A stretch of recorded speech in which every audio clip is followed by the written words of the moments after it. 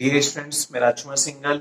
हमने last video में एक नया चैप्टर चालू किया था जिसका नाम था introduction of financial statement of company. मतलब कंपनी के फाइनेंशियल स्टेटमेंट का क्या देना, इंट्रोडक्शन देना। और फाइनेंशियल स्टेटमेंट हम जानते हैं कि फाइनेंशियल स्टेटमेंट को हम क्या बोलते हैं, फाइनल अकाउंट। मतलब ऐसा अकाउंट जो कि वर्ष की एंड में बनता है, जो कि प्रॉफिटेबिलिटी और फाइनेंशियल पोजीशन को शो करते हैं।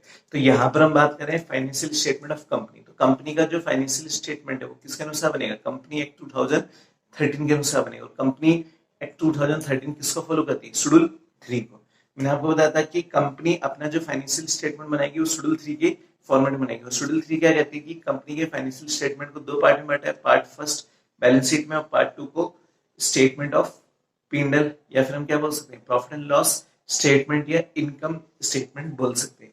तो आज हम बात करेंगे पार्ट सेकंड की। तो पार्ट सेकंड का मतलब कि यहाँ पर हम फॉर्मेट सीखेंगे P&L स्टेटमेंट का, कि हम फॉर्मेट कैसे बनाएंगे, इसमें जो जो आइटम्स आ रहे हैं तो उसको हम कैसे एक्सप्लेन करेंगे। तो पहले हम इसकी फॉर्मेट की बात करेंगे। तो यहाँ पर हम बात करेंगे पार्ट सेकंड। तो हमने क्या लिखा है, format of statement of profit and loss. किसकी बात करें हम, प्रॉफिट एंड लॉस की स्टेटमेंट की बात करें जो इस स्पेसिफाइड इन पार्ट 2। मतलब पार्ट 2 में स्पेसिफाइड है schedule 3 of the companies act 2013। मैंने आपको बताया था कि कोई भी कंपनी जो अपना फाइनेंशियल स्टेटमेंट बना रही है तो कंपनी एक्ट 2013 के अनुसार बनाएगी, जो किसको फॉलो करेगी, शेड्यूल 3 को। तो शेड्यूल 3 के पार्ट 2 में क्या आता है, स्टेटमेंट ऑफ P&L। तो यहाँ पर नेम ऑफ द कंपनी, जिस कंपनी के लिए अपन बना रहे हैं उस कंपनी का नाम आ जाएगा। और ये हम क्या लिख रहे हैं, P&L statement for the year ended. For the year ended क्यों लिख रहे हैं, क्योंकि इसको हम ईयर एंड में बनाते हैं। कब बनाते हैं, ईयर एंड में। क्योंकि हमने क्या पढ़ा था कि जो भी एक तरीके से फाइनल अकाउंट है, क्योंकि एक तरीके से लास्ट स्टेज होगी जो कि ईयर एंड में बनाने के बाद ही हम जज कर सकते हैं कि हमने कितना प्रॉफिट है कितना लॉस में, इसलिए हम इसको क्या बना रहे हैं, ईयर एंड में। तो देखो इसका फॉर्मेट क्या होगा। तो यहां पर हम क्या लिख रहे हैं कि प्रॉफिट एंड लॉस स्टेटमेंट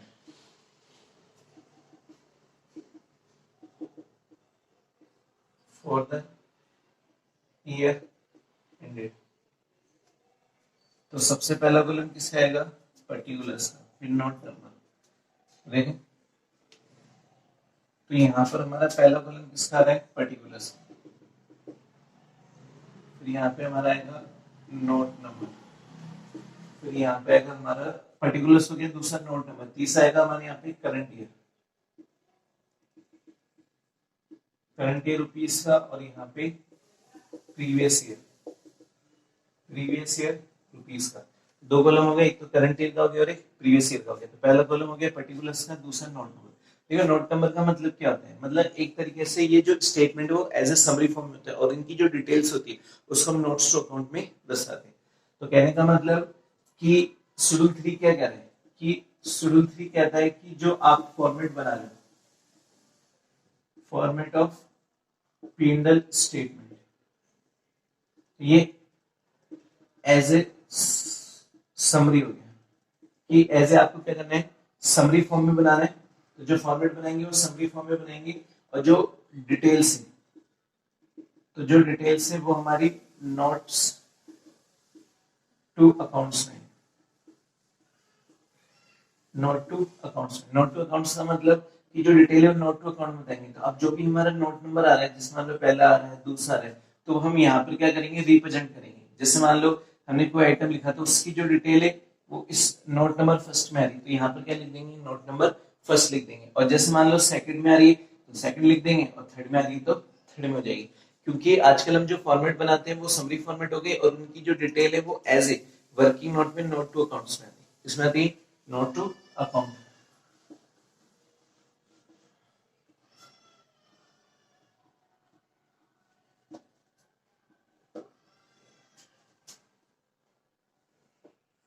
तो सबसे पहले यहाँ पे क्या हो गया, सबसे पहले आता है हमारा रिवेन्यू फ्रॉम ऑपरेशंस।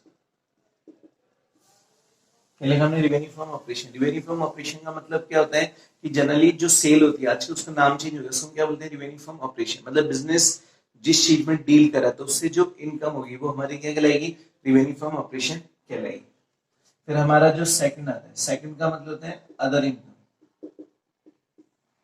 देखो अदर इनकम का मतलब कि ऐसी इनकम जो कि रिवेन्यू फ्रॉम ऑपरेशन के अलावा हुई, जैसे हम कोई कमीशन रिसीव कर रहे हैं या कोई इंटरेस्ट रिसीव कर रहे हैं या कोई रेंट रिसीव कर रहे हैं, तो इस तरह की जो इनकम्स होती है या कोई प्रॉफिट हो रहा है हमें किसी एसेट्स को बेचने से, तो हमारी कौन सी इनकम आएगी? Other income. थर्ड टॉपिक क्या बन जाएगा हमारे पास कि total revenue, first plus second, इन दोनों को जोड़ेंगे तो हमारे पास कौन सी रिवेन्यू आ जाएगी? टोटल। तो अब जब टोटल रिवेन्यू का मतलब इतनी हमारी इनकम्स होगी, फिर हमारा चौथा किसका आता है? एक्सपेंसेस का। अब एक्सपेंसेस होते हैं तो बहुत सारे हो सकते हैं। पहला क्या लिख रहे हैं अपन? Cost of material consumed. किसकी बात करें? कॉस्ट ऑफ मटेरियल कंज्यूम की। मटेरियल कंज्यूम का मतलब कि आज अपन जैसे बिजनेस करें तो ये मटेरियल कंज्यूम का मतलब जनरली ये मैन्युफैक्चरिंग ऑर्गेनाइजेशन के लिए आता है, जो कंपनी किसी चीज का प्रोडक्शन करके मार्केट में सेल करती है। अपन इसको डिटेल में पढ़ेंगे, अभी तो हम खाली आपको फॉर्मेट बनाना सिखा रहे हैं कि सबसे पहले रिवेन्यू फ्रॉम ऑपरेशन आती है, फिर अदर इनकम, फिर टोटल रिवेन्यू। टोटल रिवेन्यू का मतलब कि जिसमें फर्स्ट वाली इनकम और सेकंड इनकम दोनों को जोड़ते हैं तो टोटल इनकम होगी। टोटल रिवेन्यूज का मतलब यहाँ पर इनकम से होगी। फिर हमारे पास एक्सपेंसेस आते हैं जिसमें हम पहला लिख रहे हैं कॉस्ट ऑफ मटेरियल कंज्यूम, और बी में क्या लिखेंगे? परचेज।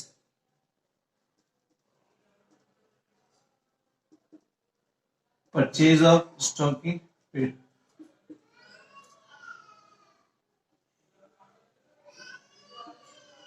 Change in inventories. तो हमने क्या लिखा कि purchase of stock in trade, फिर आ रहा है हमारा चेंज इन इन्वेंटरीज, मतलब इन्वेंटरी जो चेंज हो रही है। तो चेंज इन इन्वेंटरीज में क्या क्या रहेगा? एक तो आ जाएगा हमारा फिनिश गुड्स, और एक हमारा आ जाएगा वर्किंग प्रोग्रेस, और एक आ जाएगा हमारा स्टॉक इन ट्रेड। तो कहने का मतलब चेंज इन इन्वेंटरी का मतलब कि ओपनिंग माइनस क्लोजिंग, कि चेंज इन इन्वेंटरी का मतलब ओपनिंग माइनस क्लोजिंग से होता है। जैसे अपन जब अपन अकाउंट फॉर्मेट में बनाते हैं तो सबसे पहले टू ओपनिंग स्टॉक फिर टू परचेज लिखते थे, बाय क्लोजिंग स्टॉक लिखते थे। यहाँ पर हम फॉर्मेट अकाउंट फॉर्म में तो बना नहीं, हम स्टेटमेंट फॉर्म में बना रहे हैं। तो स्टेटमेंट फॉर्म में क्या कहता है कि चेंज इन इन्वेंटरी मतलब ओपनिंग माइनस क्लोजिंग। तो जैसे हम ओपनिंग में से क्लोजिंग लेस करेंगे तो जो चेंज इन इन्वेंटरी आएगी जो प्लस में या फिर माइनस में आएगी, तो वो चीज यहाँ पर आ जाएगी, जो किस किस के रूप में हो सकती है? फिनिश गुड्स के रूप में, डब्ल्यूआईपी के रूप में, या फिर स्टॉक इन ट्रेड। अभी हम समझाएंगे कि फिनिश गुड्स कब आता है, डब्ल्यूआईपी कब आता है, स्टॉक इन ट्रेड कब आता है। फिर यहाँ पर हमारा जो डी है, तो डी आ जाएगा हमारा जैसे एम्प्लॉय, एम्प्लॉय बेनिफिट एक्सपेंसेस, हमने एम्प्लॉय बेनिफिट एक्सपेंसेस। फिर आ जाएगा हमारे पास finance, finance cost. Finance cost का मतलब कि एम्प्लॉय बेनिफिट में तो क्या होता है कि जो एम्प्लॉय से रिलेटेड जो बेनिफिट होते हैं, एम्प्लॉय से रिलेटेड का मतलब जो वेजेस दे रहे हैं, एम्प्लॉय को क्या दे रहे हैं? वेजेस दे रहे हैं, सैलरी दे रहे हैं, बोनस या कमीशन दे रहे हैं, वो सब किसमें आ जाते हैं? एम्प्लॉय बेनिफिट एक्सपेंसेस में। या तो हम समरी में लिखेंगे, बाकी इसका जो नोट नंबर होगा तो नीचे चला जाएगा नोट्स टू अकाउंट्स के रूप में। फिर आती है हमारी फाइनेंस कॉस्ट, इसकी बात करेंगे हम फाइनेंस कॉस्ट की। फिर हमारा एफ में आएगा डेप्रिसिएशन एंड एमोर्टाइजेशन।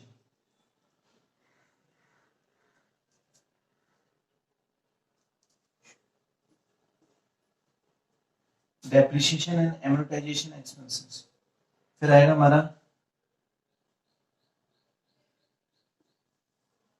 फिर आ जाएगा हमारा अदर एक्सपेंसेस। अदर का मतलब ऐसे एक्सपेंसेस जो इन 6 में नहीं आ रहे। अदर का मतलब ऐसे एक्सपेंसेस जो इन 6 में नहीं आ रहे, वो किस में लेंगे? अदर एक्सपेंसेस में लेंगे। फिर लास्ट में क्या करेंगे? टोटल। तो ये हमारा क्या बन जाएगा? Total expenses. और जैसे ही हम इस टोटल रेवेन्यू से टोटल एक्सपेंसेस करेंगे तो हमारे पास क्या जाएगा? प्रॉफिट आ जाएगा। और वो प्रॉफिट जो आएगा उसमें से हम गवर्नमेंट को क्या देंगे? टैक्स देंगे। तो मैं ऊपर बना रहा हूं,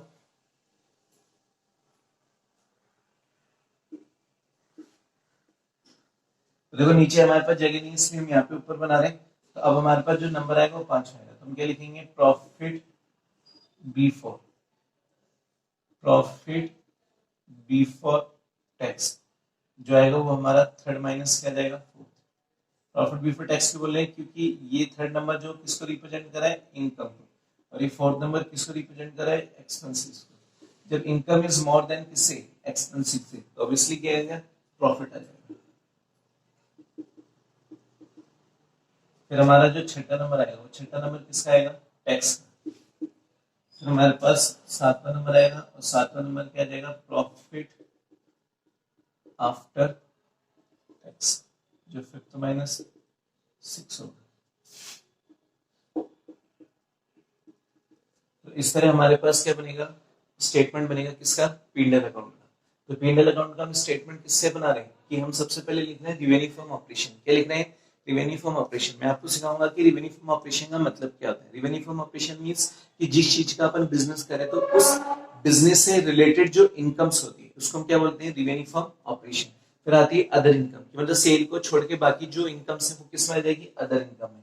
तो जैसे हम टोटल करेंगे तो हमारे पास क्या आएगा, टोटल रिवेन्यू, जिसमें हम फर्स्ट प्लस सेकंड को जोड़ रहे हैं तो कौन सी इनकम होगी, टोटल रिवेन्यू। फिर चौथे में क्या आएगा, एक्सपेंसेस। एक्सपेंसेस में पहला फॉर्म क्या रहा है, कॉस्ट ऑफ मटेरियल कंज्यूम। फिर आता है purchase of stock in trade, change in inventory, जैसे फिनिश गुड्स हो गई, डब्ल्यूआईपी हो गई, स्टॉक इन ट्रेड हो गई। फिर आता है employ benefit expenses, finance cost. Finance cost का मतलब होता है कि आज मान लो अपन बिजनेस कर रहे हैं तो बिजनेस में, बिजनेस को चलाने के लिए नीड ऑफ कैपिटल की होती, तो कैपिटल को लेने के लिए हम बाहरी जो हमारे फाइनेंशियल इंस्टीट्यूशन हो गए, बैंक हो गए, इनसे क्या लेते हैं, लोन बोरो करते नहीं करते। उस लोन को एक्वायर करने के लिए हमने जो भी एक्सपेंसेस किया है, जैसे लोन को लेने के लिए कोई प्रोसेसिंग फीस दिए या फिर हम क्या करें उस लोन पर इंटरेस्ट पे करें, तो ये सब किससे रिलेटेड हो जाएगा, फाइनेंस कॉस्ट से। एक आता है depreciation and amortisation expense. Depreciation का मतलब कि जो हमारी फिक्स एसेट्स में टेंजिबल होती है, कि मतलब ऐसी एसेट जिनको हम छू सकते हैं उसमें हम क्या चार्ज करते हैं, डेप्रिसिएशन, तो वो आ जाएगा। और एमोर्टाइजेशन जनरली हम इंटेंजिबल एसेट्स पे लगाते हैं। हमने पढ़ा था कि इंटेंजिबल का मतलब ऐसी एसेट्स जो we can realise but we can't touch and we can't seen, तो दैट कॉल क्या कहलाती है, हमारी इंटेंजिबल एसेट। जैसे गुडविल हो गई, पैटेंट्स हो गए, तो अगर हम उसको क्या करें,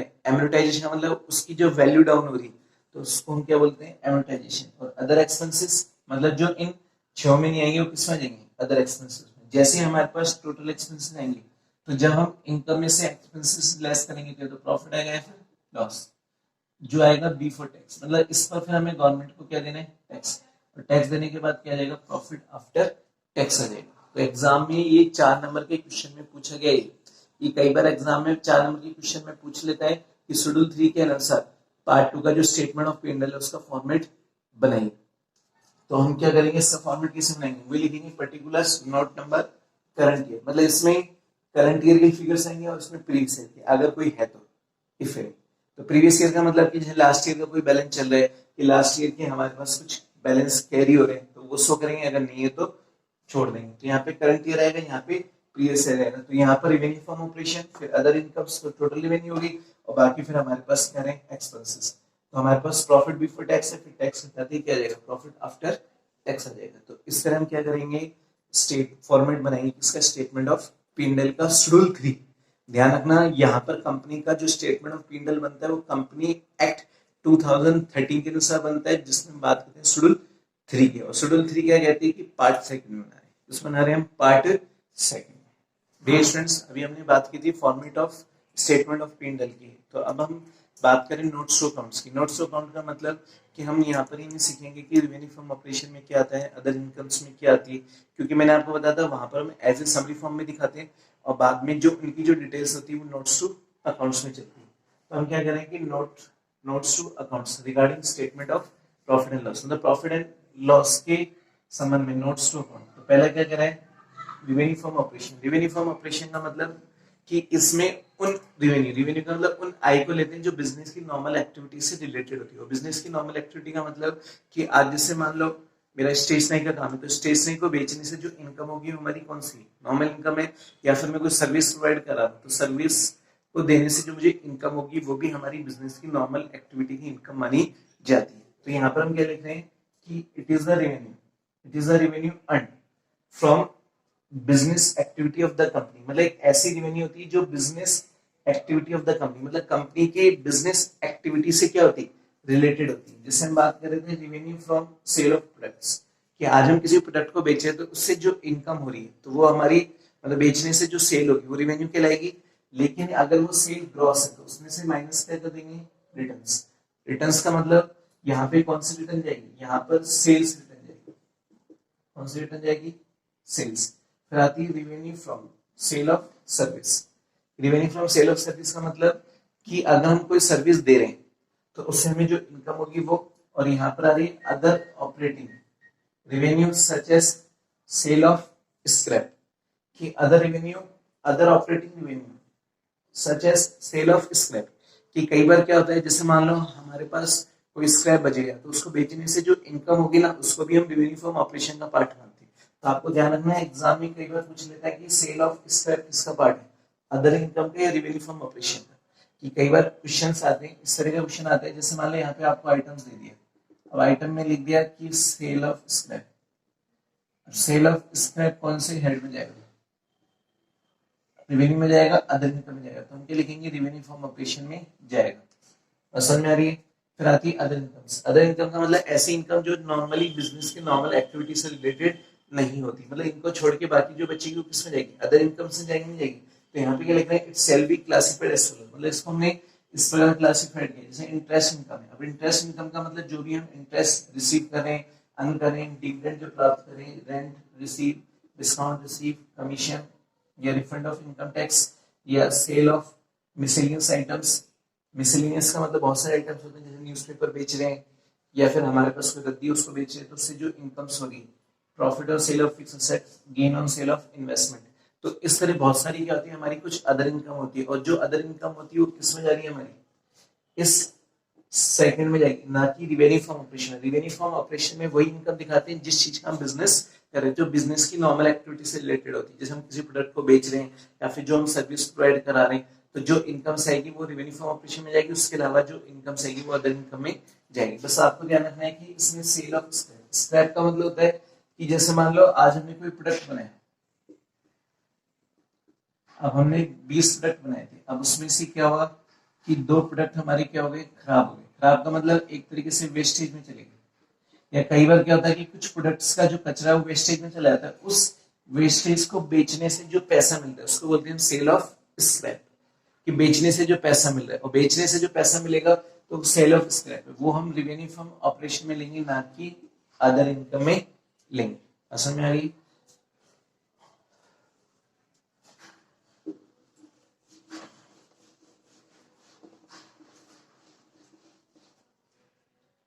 अब देखो, अब हमारा जो टॉपिक आएगा वो किसका आएगा, एक्सपेंसेस। क्योंकि हमने इनकम साइड में 2 ही पढ़े थे, एक तो रेवेन्यू फ्रॉम ऑपरेशन और अदर इनकम, इन दोनों को जोड़ेंगे तो टोटल रेवेन्यू बन जाएगी। अब हम बात करेंगे एक्सपेंसेस की। तो एक्सपेंसेस में सबसे इंपॉर्टेंट जो है वो है कॉस्ट ऑफ मटेरियल कंज्यूम। यहाँ पर हमने क्या लिखा है, कॉस्ट ऑफ मटेरियल कंज्यूम, मतलब जो हम मटेरियल कंज्यूम करें उसकी कॉस्ट क्या है। देखो सबसे पहले हम पढ़ेंगे बिजनेस, जो हमारी कंसर्न है। देखो 2 तरह की कंसर्न होती है, एक तो होती है मैन्युफैक्चरिंग, एक होती है हमारी मैन्युफैक्चरिंग, और दूसरी जो कंसर्न होती है उसको हम बोलते हैं ट्रेडिंग। तो 2 तरह की कंसर्न होगी, मैन्युफैक्चरिंग और एक होती है हमारी ट्रेडिंग। देखो मैन्युफैक्चरिंग का मतलब ऐसा बिजनेस या ऐसी ऑर्गेनाइजेशन जो कि किसी चीज का प्रोडक्ट करने के बाद ही मार्केट में बेचती, उसको हम बोलते हैं मैन्युफैक्चरिंग संस्था, मतलब निर्माणी संस्था। और जबकि ट्रेडिंग का मतलब ऐसी संस्था जो कि ऐसे माल को बेच रही है जो पहले से बना हुआ है, उसको हम क्या बोलते हैं, ट्रेडिंग कंसर्न या trading organisation.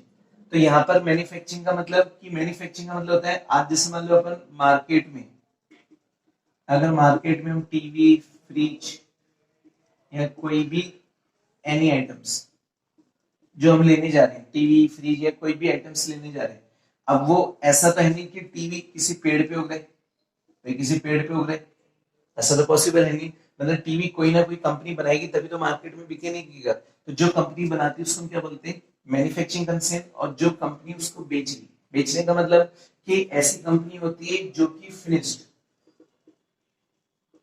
Goods, finish goods का मतलब होता है तैयार माल, ये तैयार माल ला रही है और डायरेक्ट ही क्या करेगी, डायरेक्ट सेल,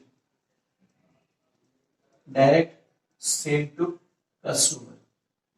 तो ये कस्टमर को डायरेक्ट सेल करेगी, जबकि मैन्युफैक्चरिंग क्या करेगी, सबसे पहले जो संस्था के पास रॉ मटेरियल होगा, कच्चा माल रॉ मटेरियल होगा, फिर वो क्या डालेगी, प्रोसेस में, और बाद में वो क्या होगा, फिनिश गुड्स तैयार होगा, उसके बाद ही मार्केट में क्या करेगी, सेल करेगी। उसको कौन सी ऑर्गेनाइजेशन बोलते हैं, मैन्युफैक्चरिंग ऑर्गेनाइजेशन। मतलब ऐसी ऑर्गेनाइजेशन जो पहले किसी प्रोडक्ट को बनाती है फिर मार्केट में सेल करती है, जबकि ट्रेडिंग ऑर्गेनाइजेशन ऐसा प्रोडक्ट लाती है जो डायरेक्टली मार्केट में सेल हो जाए, क्योंकि उनके पास कौन सा प्रोडक्ट आएगा, फिनिश गुड्स।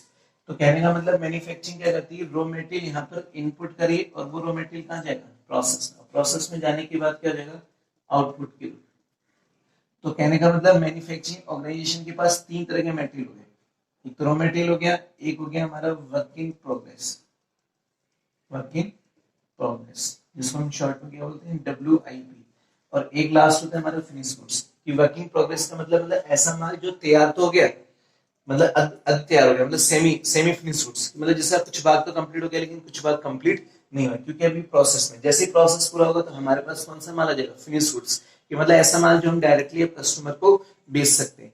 तो कहने का मतलब मैन्युफैक्चरिंग ऑर्गेनाइजेशन, तो ये जो कॉस्ट ऑफ मटेरियल कंज्यूम है, ये कौन सी ऑर्गेनाइजेशन के लिए आता है, मैन्युफैक्चरिंग ऑर्गेनाइजेशन। मतलब ऐसी ऑर्गेनाइजेशन जो किसी प्रोडक्शन में जो मटेरियल, मतलब कौन सा मटेरियल, जो रॉ मटेरियल यूज करेंगे, तो संस्था देखेगी भाई कितना रॉ मटेरियल हमारा कंज्यूम हुआ है, उसके लिए हम ये वर्ड्स लगाते हैं, कॉस्ट ऑफ मटेरियल कंज्यूम। और ध्यान रखना है cost of material consume only for manufacturing organisation के लिए आएगा, मतलब ये उस ऑर्गेनाइजेशन के लिए नहीं आता जो तैयार माल लाकर बेच रही, तो वो थोड़ी मटेरियल कंज्यूम करेगी, तो डायरेक्टली क्या करेगी, सोल्ड करेगी। तो यहाँ पे कॉस्ट ऑफ मटेरियल कंज्यूम कैसे निकालते हैं, तो इसका एक फॉर्मूला है कि हम क्या लिखेंगे यहाँ पर, ओपनिंग स्टॉक ऑफ मटेरियल, यहाँ पर क्या लिखेंगे, purchase of material during the year, ऐसे लिखो doing the period.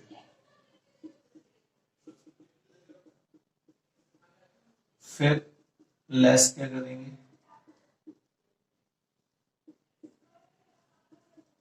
Closing stock of